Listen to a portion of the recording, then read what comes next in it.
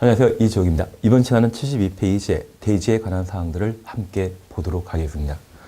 여기 대지와 관련되어서는 대지 안의 조경에 관한 내용을 16회 시험과 18회 시험 때 객관식과 주관식 문제로 출제한 적이 있습니다. 올해가 20회 시험을 다루기 때문에 작년에 건축선에 관한 내용, 도로와 관련된 내용을 시험 문제 출제해서 아마 대지에 관한 내용들을 다시 한번 거론할 수 있을 겁니다. 우리 건축법은 건축물의 안전성을 가장 중요한 지표로 삼고 있습니다. 안전한 건물을 만들기 위해서는 대지도 안전해야 되죠.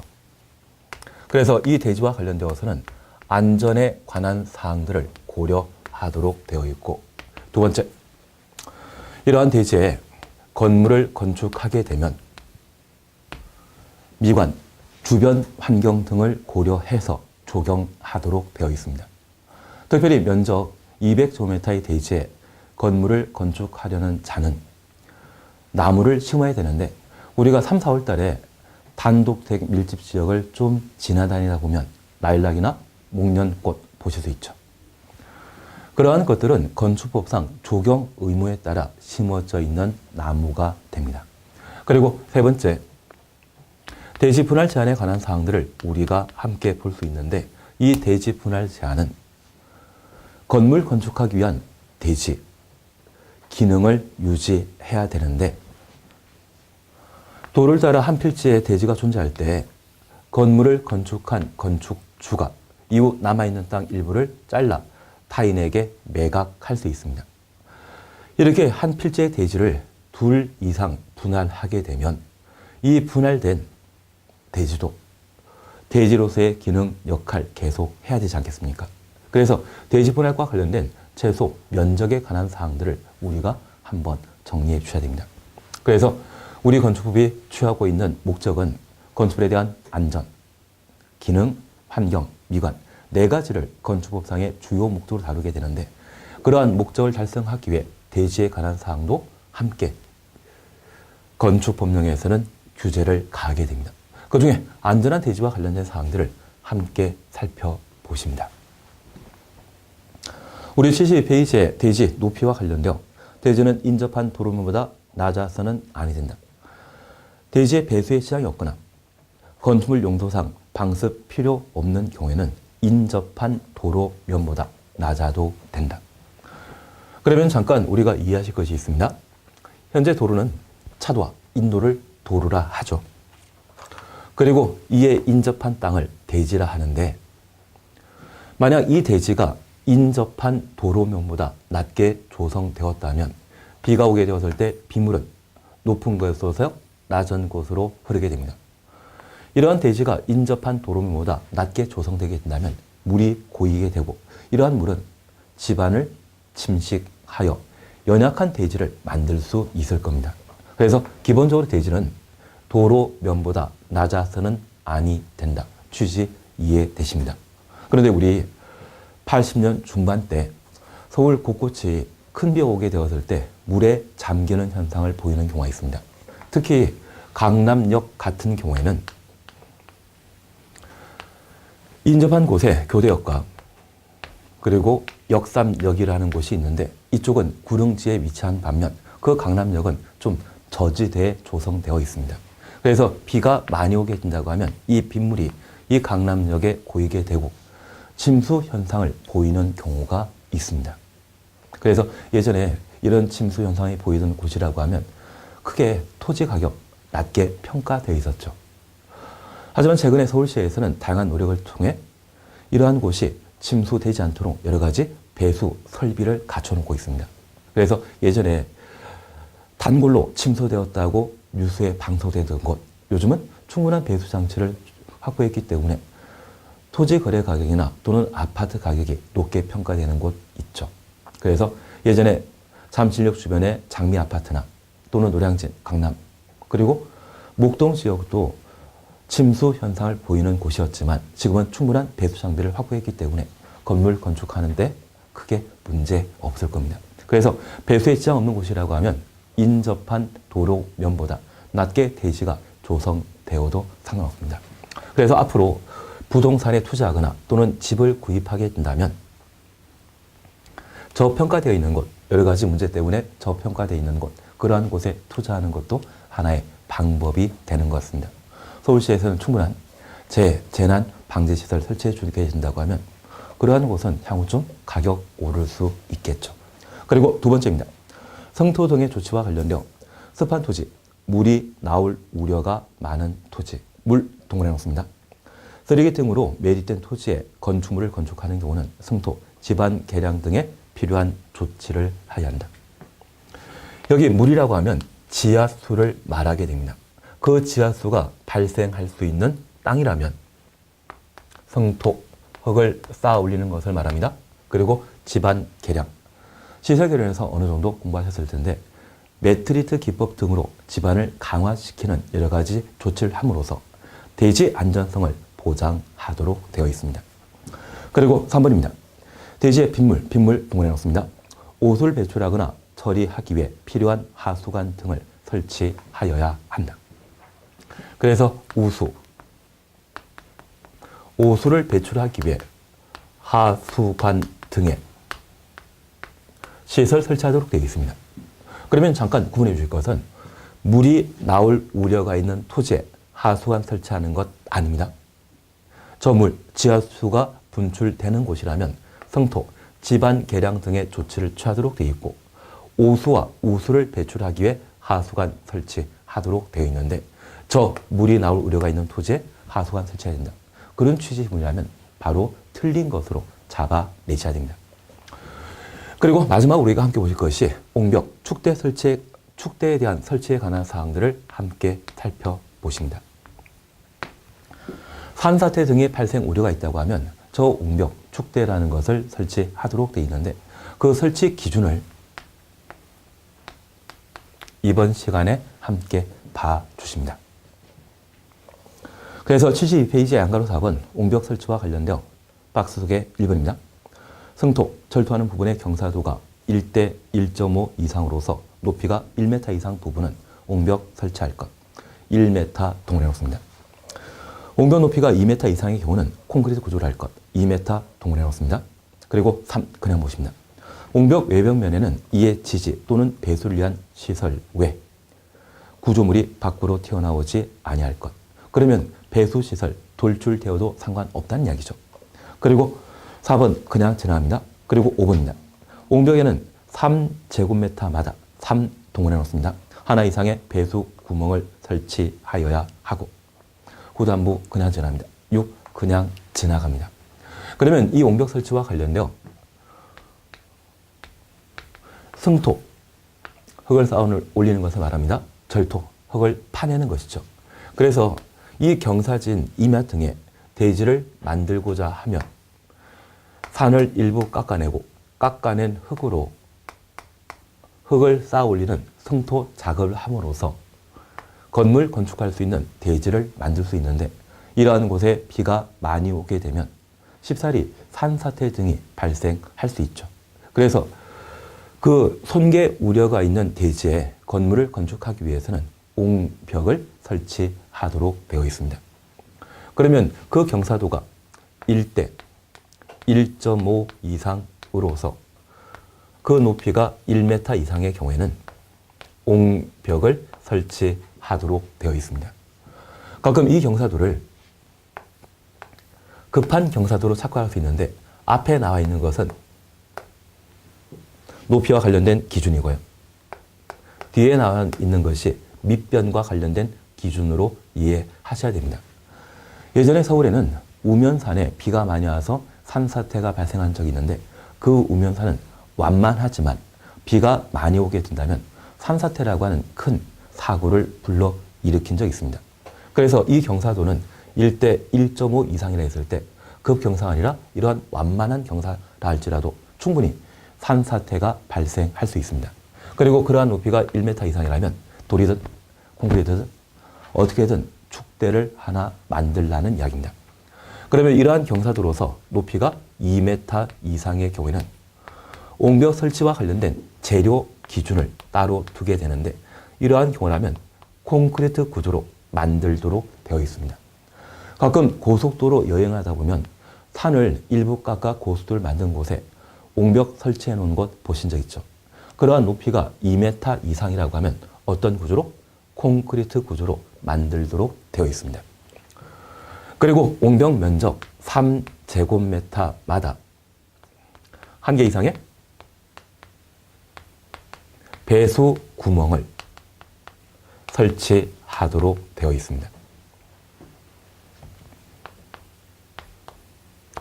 그러면 이런 절개지에 옹벽을 설치하게 된다면 지표수라고 하는 물 또는 지하수라고 하는 물이 이러한 옹벽 때문에 차단되어 제대로 흘러가지 못하고 저 옹벽 안쪽에 물이 고이게 됩니다. 이런 물을 제대로 배출하지 않는다고 하면 저 수압 때문에 옹벽이 무너지는 경우가 있습니다. 그래서 옹벽 면적 3제곱미터마다 배수 구멍을 하나 이상 설치하도록 되어 있는데 이러한 설치 기준을 우리가 고려하게 된다면 1, 2, 3이란 말을 각각 구분하시면서 옹벽 설치 기준에 관한 사항들을 어느 정도 파악할 수 있을 겁니다. 그리고 우리 함께 보지 않았던 4번 그리고 5번과 관련되어 지표수라고 하는 개념이 있거든요. 저 지표수라고 하는 것은 저 지표면으로부터 2m 이내 비가 오게 되었을 때 물이 집안에 고이게 된다고 하면 이것을 지표수라 표현하게 됩니다. 만약 2m 넘는다고 하면 그때는 지하수란 말로 달리 표현하게 되는데 그 지표수 개념과 관련되어 2m라고 하는 것을 정해 놓고 있습니다. 이러한 부분에 대해서는 크게 신경 쓰지 마시고 지금 우리가 할 것은 옹벽 설치 기준과 관련되어 1, 2, 3이라는 말 살피시면서 경사도가 1대 1.5 이상이고 높이가 1m 이상일 때는 옹벽 설치하고 이러한 경사도의 높이가 2m 이상의 경우는 콘크리트 구조로 옹벽 만들어야 되며 옹벽 3제곱미터마다 한 개 이상의 배수 구멍을 확보해야 한다.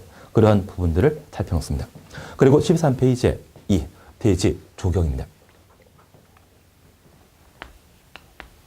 미관 향상 등을 목적으로 면적 200제곱미터 이상의 대지에 건축물을 건축하려는 경우에는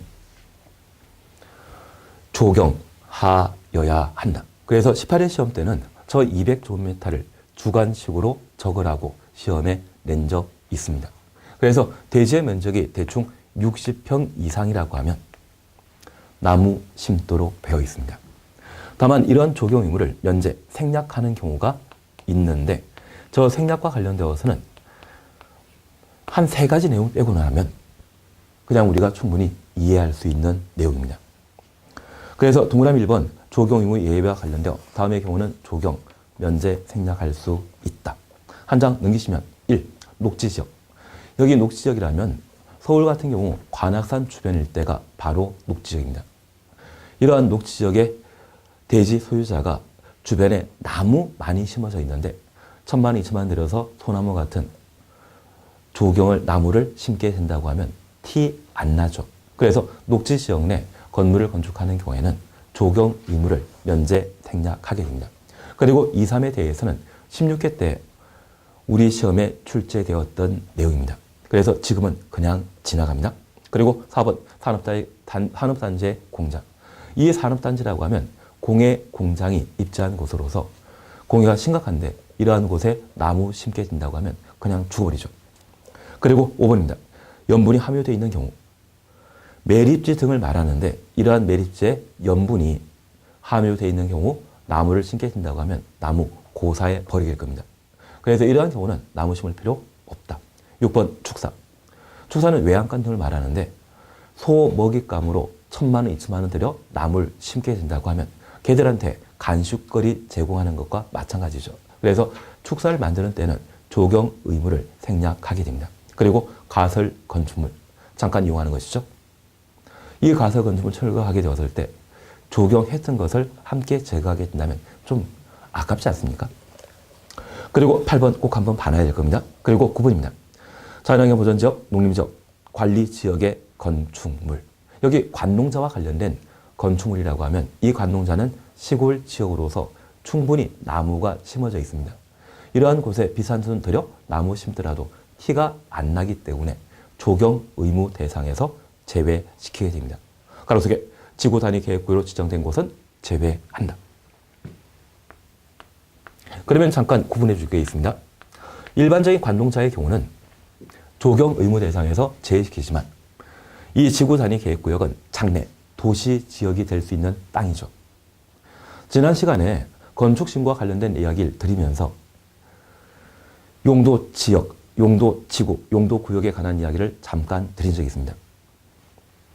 이 지구 단위 계획구역은 장래, 도시 지역이 될 수 있는 땅으로서 이 지구 단위 계획구역에는 조경 의무가 발생하게 됩니다. 그래서 지구 단위 계획구역의 경우는 조경해야 한다. 그리고 두 번째, 우리 함께 보실 게 있습니다. 이번 상번과 관련되어 공장과 관련된 특례인데 이 공장에 대해서는 16회 대 시험 문제 출제되었기 때문에 또 나오지는 않을 겁니다. 다만 이 공장과 관련되어 그 규모가 연면적 1,500제곱미터 미만이거나 대지 면적이 5,000제곱미터 미만인 경우에는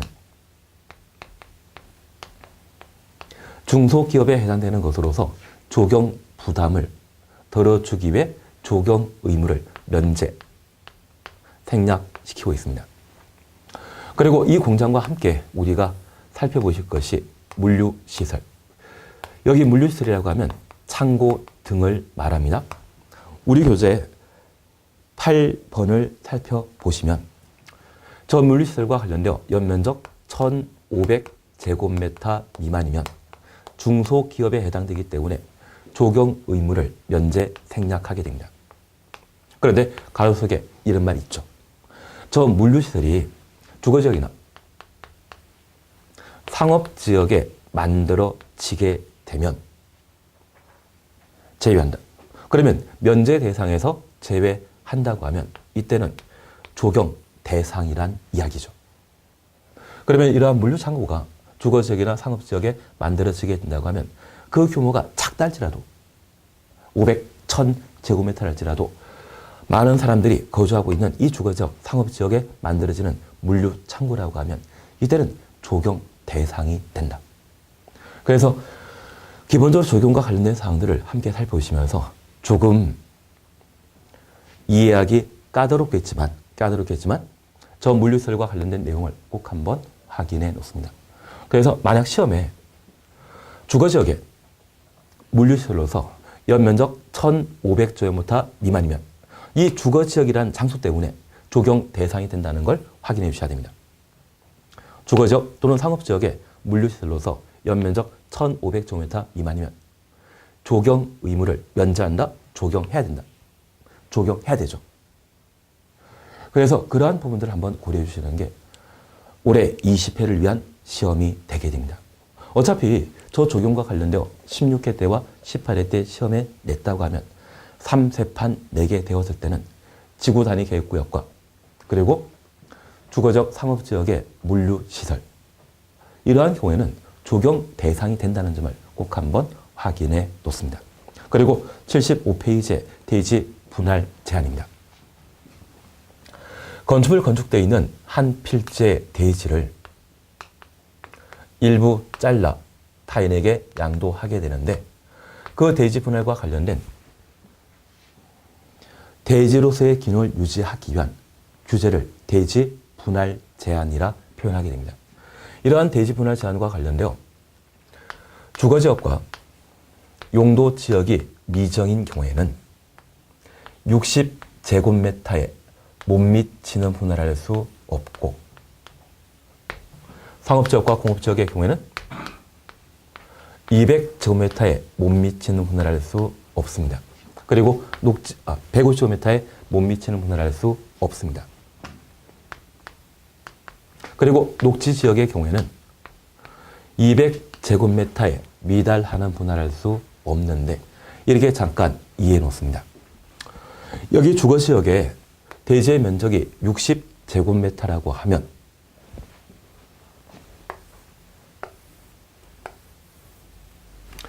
저 60제곱미터에 건물을 건축하게 된다고 하면 보통 주거지역은 건폐율이 50%입니다. 그래서 대지 면적이 60제곱미터라고 하면 그 절반 정도인 30제곱미터의 건물이 만들어지게 되고요. 이러한 30제곱미터라고 하면 대충 7평, 8평 정도의 집이 만들어지게 되는데 저 7평짜리라고 하면 침실 하나와 주방경 거실 하나 그리고 화장실이 갖추어지는 주거 공간이 만들어지게 됩니다.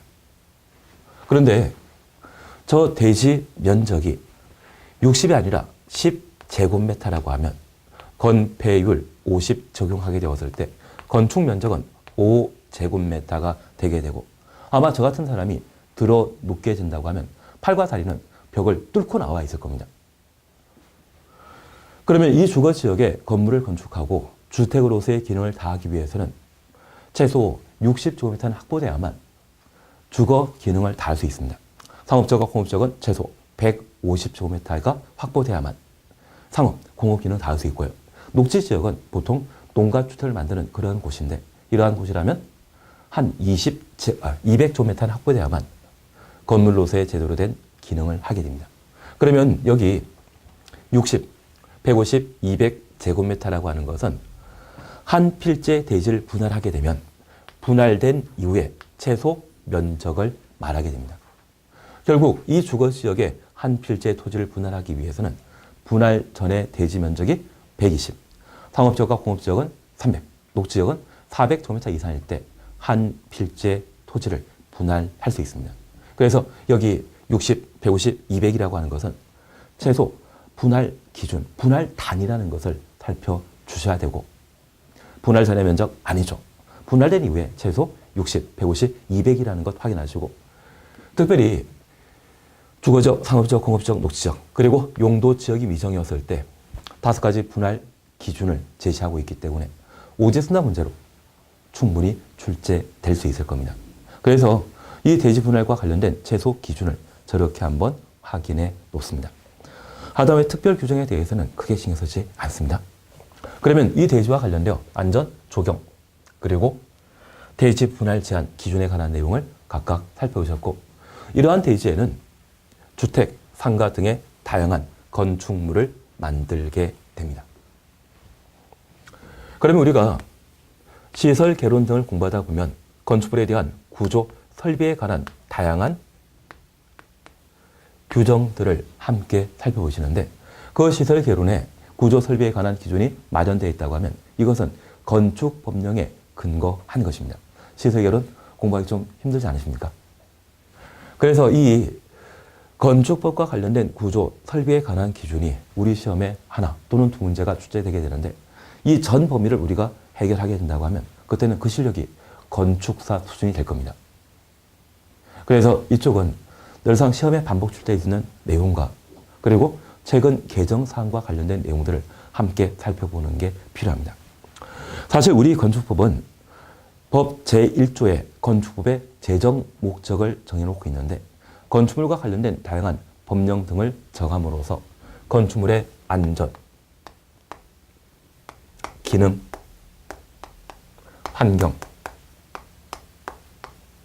미관에 관한 사항을 정함으로써 공공복리에 이바지하기 위해 제정한 것이 건축 법령이 되게 됩니다. 그래서 이 구조 설비도 안전, 기능, 환경, 미관 이러한 내각을 고려해서 정해지고 있습니다. 그 중에 첫 번째 안전과 관련된 사항들을 우리가 함께 살펴주시는데 이쪽은 이렇게만 잠깐 확인해 놓습니다. 구조 설비와 관련된 각종 기준에 대해서는 확정한 거 아닙니다. 항상 범위 좁혀 놓으시는 게 필요합니다. 그러면 이 안전과 관련되어 건축물을 건축하게 되면 안전하고 튼튼하게 건축할 필요 있죠. 그래서 건축허가 대상 건축물을 건축하거나 대손하고자 한다면 건축물 법령에 따른 구조, 안전 확인 대상이 되게 됩니다. 다만 이런 구조 안전 확인 대상 건축물 중에 해당 건축물에 대한 구조 안전 확인 서류를 별도 제출하는 경우가 있는데 그 규모가 되는 건축물은 층수가 3층 이상이거나 연면적 500제곱미터 이상, 기둥과 기둥 사이의 거리가 10m 이상일 때 구조안전 확인 서류 제출 대상으로 정해 놓고 있습니다. 그래서 최근 경주에 지진 등이 발생하여 구조안전 확인 서류 제출 대상을 변경하고자, 개정하고자 시도하고 있다더라고요. 그래서 이러한 부분에 대해서는 향후 우리 시험 공부 나게 되었을 때 관계 법규가 시행되는 법령 기준으로 개정된 사항이 있다고 하면 그 개정된 내용으로 다시 한번 확인해 주셔야 될 겁니다. 그리고 세 번째 우리가 함께 보실 것은 이러한 건물 건축하게 되었을 때 지진에 견딜 수 있도록 내진 설계 대상을 정해 놓는 경우가 있습니다. 그래서 그와 관련된 사항들을 함께 정리하시는 게 일반적인 건축물의 구조안전 확인 대상이 되게 됩니다. 그리고 두 번째 우리가 함께 보실 것은 저 건축물은 화재가 발생함으로써 건축물의 안전성이 훼손되는 경우가 있습니다. 그래서 최근 대구 서문시장에 화재 사건 발생했다는 것 신문 방송을 통해 들어보셨죠. 그래서 화재와 관련된 안전 기준을 우리 건축법령에서는 마련하고 있는데 제가 하나 부탁드릴 게 있습니다. 우리 불 화자라 하죠. 시험 볼 때까지 얘는 불천으로 기억해 놓습니다. 화재에 대응하기 위한 방화 후에 내화 구조. 이러한 설치 기준은 면적 기준을 따지게 되었을 때 한 열의 8은 1000제곱미터를 단위로 하고 있습니다.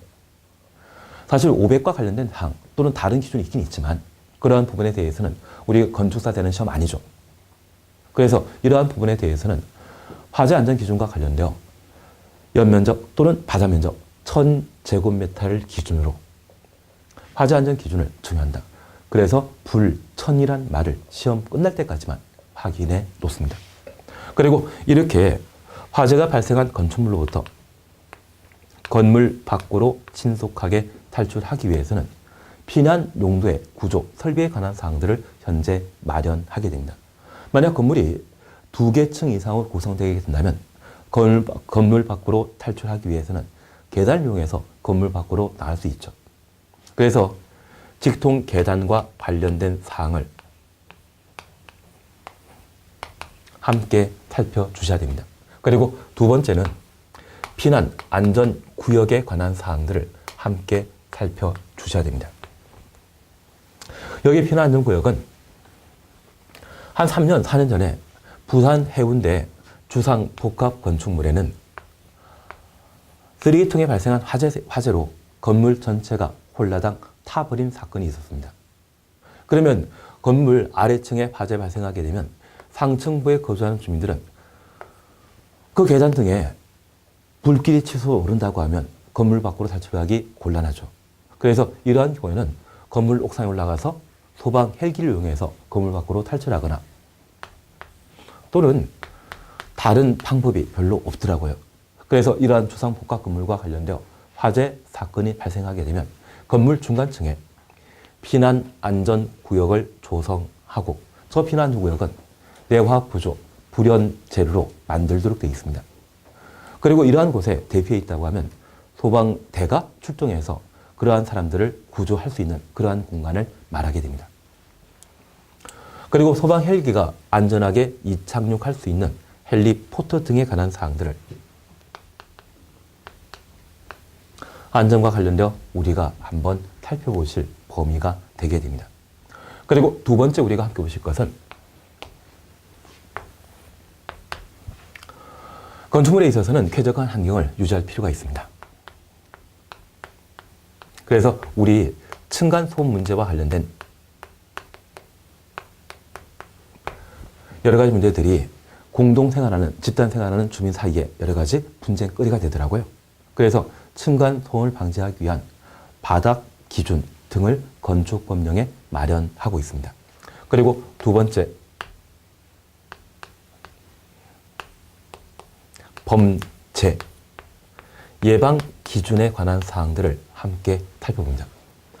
우리가 알고 있는 학교 등에는 범죄를 예방하기 위한 CCTV가 설치되어 있죠. 그래서 저 CCTV의 설치 대상을 범죄 예방 대상이라 표현하게 됩니다. 그래서 저 범죄 예방을 적용하게 되는 건축물의 규모에 관한 사항들을 우리가 함께 살펴보시게 될 겁니다. 그리고 편리한 기능성을 도모하기 위해 엘리베이터라고 하는 승강기가 설치되게 되는데 저 승강기 설치 기준 등을 우리가 한번 살펴봅니다. 그리고 미관과 관련되어서는 건물 외부에는 미관 또는 단을 목적으로 마감 재료를 설치하게 됩니다.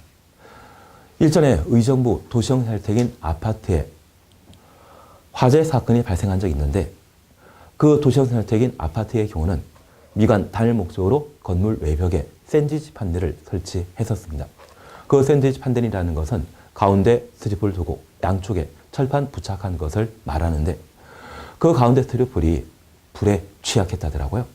그래서 화재 발생하고 한 5분 만에 1층부터 10층까지 순식간에 화재가 발생하게 되었는데 바로 인접한 건물의 경우에도 화재가 인하된 사건이 있었습니다. 그래서 건물 외벽에 부착하게 되는 마감 재료 등에 대한 화재 안전 기준들을 따로 마련하는 경우가 있습니다.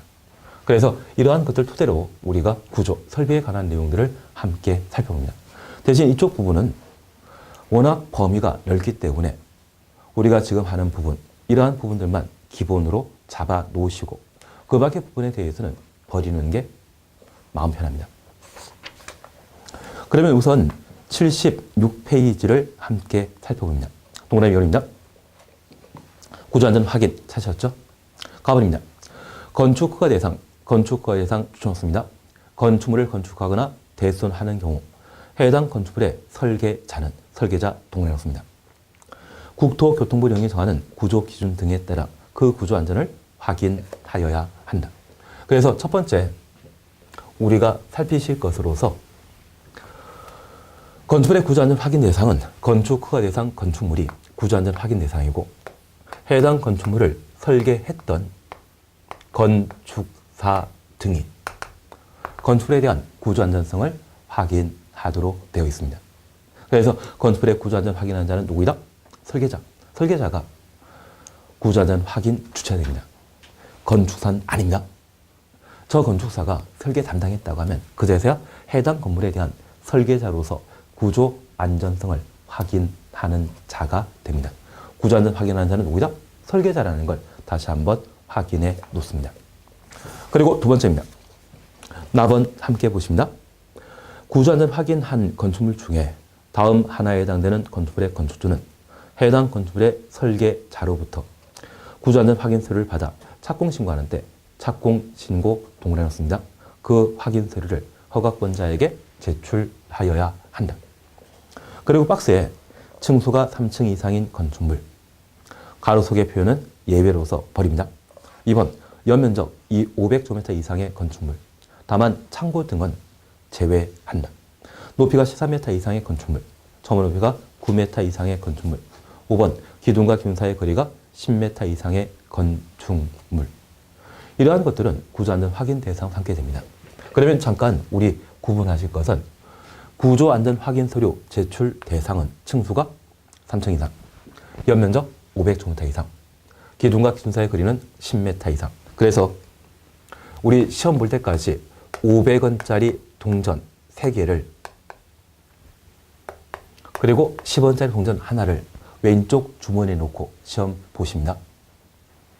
그래서 500원짜리 동전 3개라고 하면 층수가 3층 이상, 연면적은 500제곱미터 이상, 그리고 10원짜리 만지시면서 기둥과 기둥 사이의 거리는 10m 이상. 그래서 3, 5, 10이라는 것을 꼭 한번 기억해 놓습니다.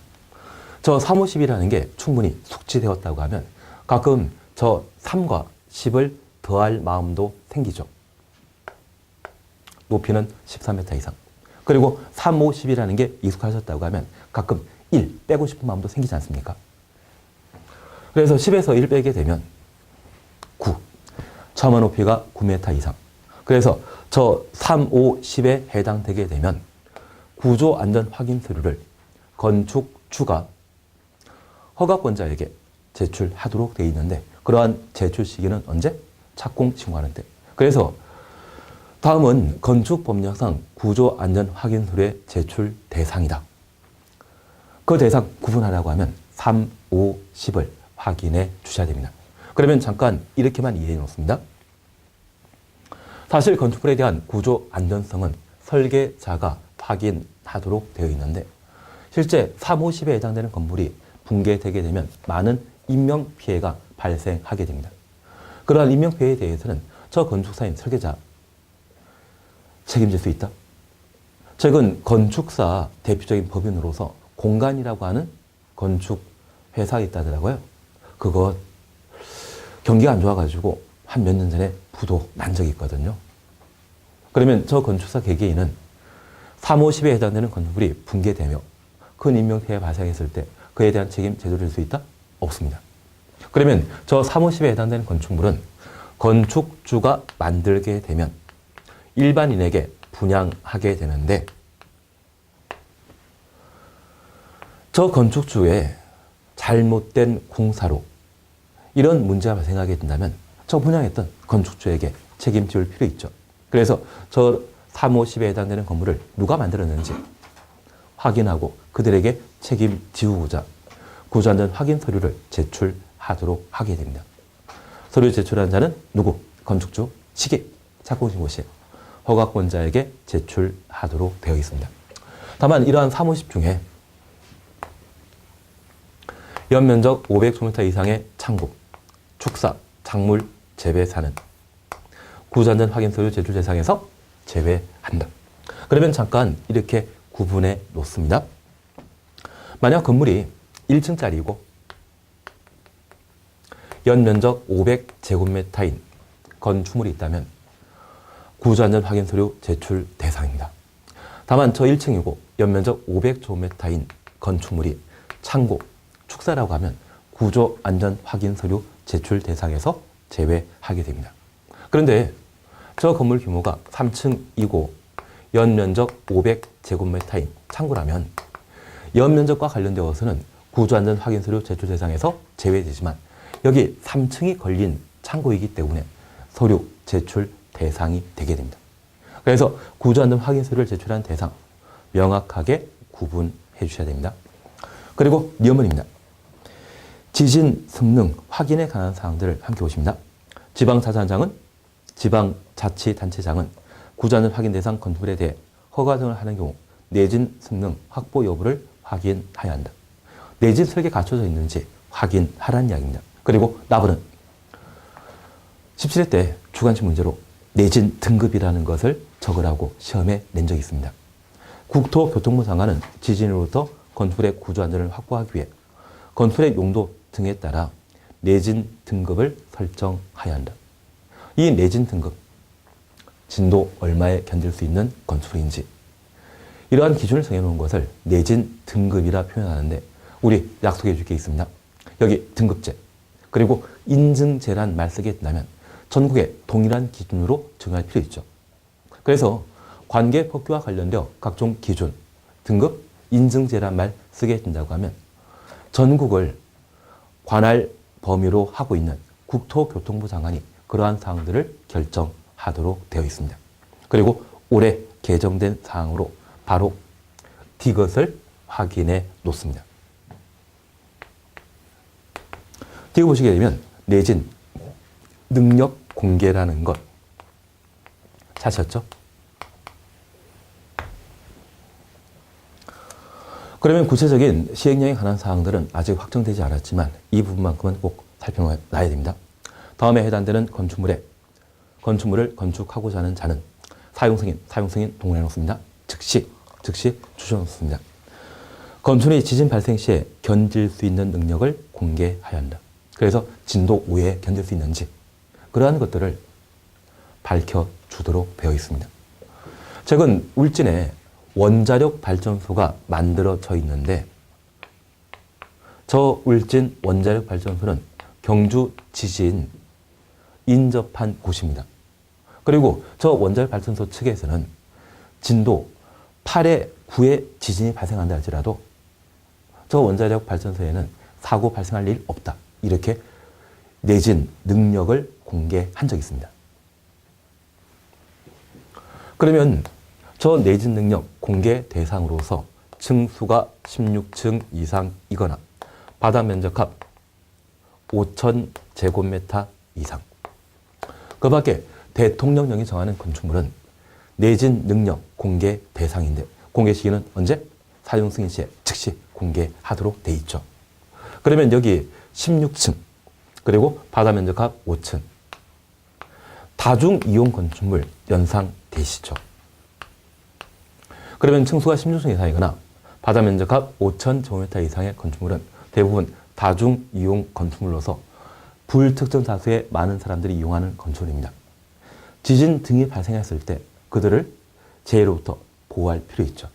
그래서 이러한 요건을 갖춘 건축물에 있어서는 진도 7, 8에 견딜 수 있는지 그러한 것들을 사용 승인 당시에 즉시 공개하도록 되어 있습니다. 최근 개정된 사항으로 특히 경주 지진 사건과 맞물리게 된다고 하면 시사성 있는 문제로 우리가 한번 볼 수 있을 겁니다. 꼭 한번 확인해 놓습니다. 그리고 양가로 2번 관계 전문 기술자와의 협력. 이쪽은 크게 필요 없습니다. 다만 우리가 기억하실 것은 건축물에 대한 안전성에 대해서는 누가 안전 확인하는 자이다? 건축사 등인 설계자가 건축물에 대한 안전성을 확인하도록 되어 있죠. 그래서 다음 페이지에 77페이지에 동그라미 2번 건축구조기술사의 협력. 건축구조기술사는 구조안전 확인의 주체가 아닙니다. 이들은 보조자 역할을 하게 됩니다. 그래서 다시 살펴봅니다. 다음 하나에 해당되는 건축의 설계자는 설계자 동그라미 그리고 박스에는 6층 이상의 건축물이란 말이 있습니다. 해당 건축물에 대한 구조안전 확인하는 경우 건축구조기술사의 협력받아야 된다. 6층 이상 건축물에 대한 구조 안전성을 확인하는 자는 설계자이고 그 설계자가 건축구조기술사의 협력을 받는다는 이야기죠. 건축구조기술사는 구조안전성의 주체이다, 보조자이다. 보조자입니다. 그래서 이 건축구조기술사들은 건축사보다 구조 전문가인데 이런 보조자 취급받는 게 영 불만인가 보더라고요. 하지만 이 건축구조기술사가 만약 100명 있다고 하면 그 100배 정도가 건축사가 존재합니다. 사람 수에 따라 업무 영역 달라지죠. 만약 이러한 규정들을 건축사에게 불리하게 바꿔놓게 된다면 아마 건축사분들은 거리에 대모하실걸요. 그래서 사람 수가 좀 부족한 건축구조기술사가 지금 찬밥 신세인 것 같습니다. 다만 우리가 기억하실 것은 건축물에 대한 구조안전성을 확인하는 자는 항상 누구이다? 건축사 등의 설계자가 구조안전성을 확인한다는 점 꼭 한번 확인해 놓습니다. 그래서 이 협력이라는 것은 보조자에 대해 좀 더 좋게 말한 것이지 주체는 아니라는 점 그런 것들만 확인해 놓습니다. 이번 시간 여기까지 함께 하시고 다음 시간에는 78페이지에 방화 등에 대한避難시설 등 그래서 동그라미 2번 직통계단에 관한 내용들을 함께 살펴보도록 하겠습니다. 그래서 다음 시간은 78페이지에 직통계단을 함께 보겠습니다. 이번 시간 여기까지 함께 하겠습니다. 수고하셨습니다.